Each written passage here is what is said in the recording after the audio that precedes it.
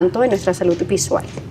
Bueno, el queratocono, como bien lo escucharon en la introducción, es una patología de la córnea, ¿okay? Donde hay un adelgazamiento importante entre sus capas, sobre todo lo que es la capa del estroma y la bouma. Comienza a haber un debilitamiento, sobre todo en la parte interna de la córnea, y eso pudiese progresar hasta la parte anterior. Esta patología hace que protruya la córnea y comienza a tener una forma cónica, a diferencia de lo que es una cúpula simétrica como es la córnea, ¿okay?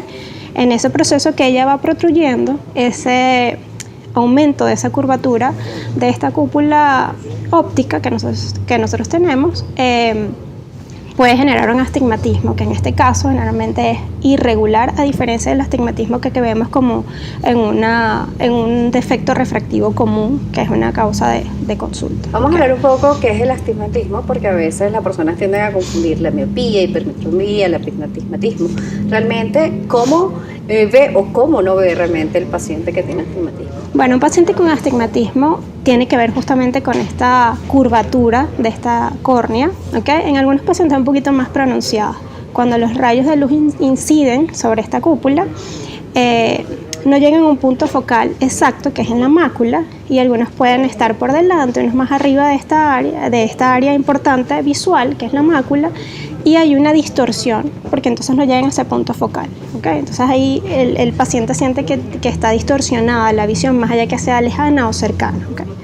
¿Puede ser lejano o cercano entonces? Sí, muchas veces está asociada o astigmatismo a la miopía o a la hipermetropía. La miopía tiene que ver con una dificultad para ver de lejos, porque el punto focal está por delante de esta área macular, y en el caso de los hipermétropes es todo lo contrario. Las imágenes caen por detrás de la retina y la imagen para la visión cercana no es tan nítida. Nos hablaba sobre la córnea y sobre esa deformación que se puede presentar debido al queratocono. Vamos a hablarle también a la audiencia de qué función cumple nuestra córnea, o sea, qué pasa con esta estructura. Claro, es una de las principales estructuras ópticas del sistema visual junto al cristalino.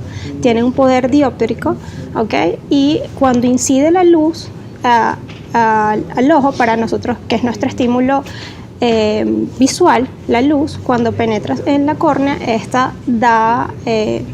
tiene que ver con la calidad visual de la córnea, del visual, ¿okay? Cuando hay alguna deformidad en esta córnea, ya sea por un aumento de un astigmatismo regular, que es el común, hay distorsiones en cuanto a la visión, ¿okay? Entonces tiene que ver mucho con nuestro poder dióptrico junto con el cristalino. Cuando hablamos del queratocono y sobre esta deformación, ¿cuáles son esos estudios que se realizan o cuáles son esas manifestaciones? Vamos a hablar primero si hay alguna manifestación por parte del paciente, algo que pueda detectar, algo que de repente le moleste, más allá de que pueda estar viendo de repente un poco irregular. Sí, mira, las primeras manifestaciones generalmente están asociadas con este astigmatismo que te estoy comentando, que es irregular, que los pacientes con queratocono tienden a tener un astigmatismo elevado, más de 3 dioptrías, 4 dioptrías, ¿ok? Y ahí lo que comienza a ver el paciente es una cierta distorsión y un cambio en su visión, ¿ok? Comienza a ver distorsionado.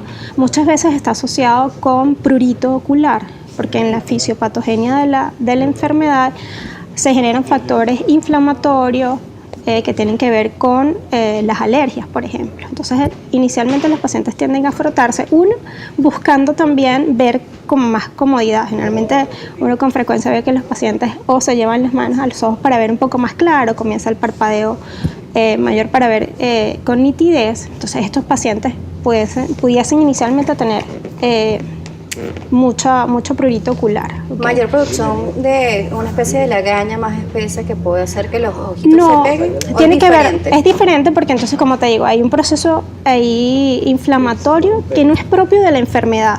El queratocono en su definición es una enfermedad no inflamatoria.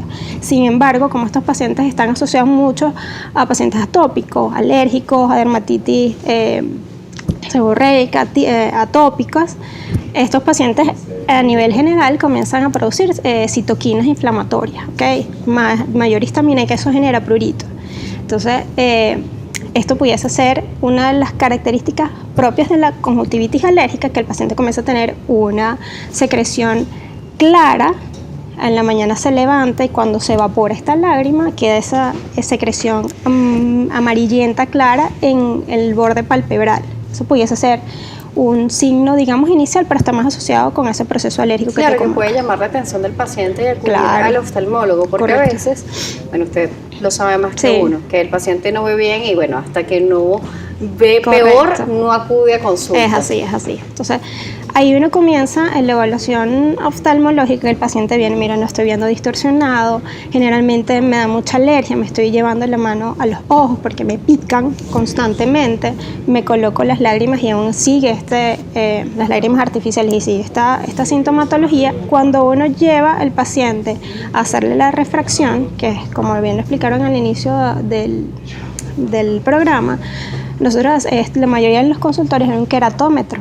¿Okay? Los queratómetros miden la curvatura de la córnea y funciona con unos anillos de plástico. Cuando uno los ve en esta imagen que el paciente está viendo una casita o está viendo el típico globito aerostático, ahí nosotros podemos ver la irregularidad de la córnea. Entonces ahí eso pudiese ser un síntoma entre el astigmatismo elevado y si esa curvatura está aumentada, eso puede generar una alerta al oftalmólogo para decirme este paciente hay que estudiarlo con mayor profundidad porque en etapas iniciales no suele tener muchos signos patognomónicos, sino cuando ya hay progresión de la enfermedad. Entonces tenemos este primer filtro en consulta, que es este estudio que es simplemente tener el ojo firme viendo Correcto. esta imagen. Y a ustedes les sirve para ver entonces si existe algún tipo de irregularidad en la córnea. Sí. Si se detecta de que efectivamente hay una irregularidad que llame la atención hacia el queratocono, ¿cuáles son esos estudios más avanzados que se van a hacer al paciente?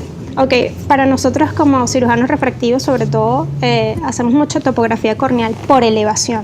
¿Por qué hacemos topografía por elevación? Porque la importancia de este estudio, el sistema Chainflux, que es un sistema que además de estudiar la superficie ocular o de la córnea, nos permite ver en profundidad la cara posterior, ¿okay? Que es donde comienzan a provocarse estos adelgazamientos, ¿okay? Entonces, además de ser un topógrafo, es un tomógrafo. Entonces, permite ver en toda su estructura a la córnea y poder estudiar desde procesos iniciales el avance de esa debilidad que hay en la pared corneal. ¿Qué consecuencias hay del queratocono, más allá de la visión distorsionada? Si una vez que nosotros detectamos el queratocono, lo importante es hacer prevención y frenar la progresión. Porque una vez que estos pacientes comienzan a dejar de hacer sus seguimientos regulares en la consulta oftalmológica, hay una debilidad, estas paredes comienzan a romperse. ¿Okay?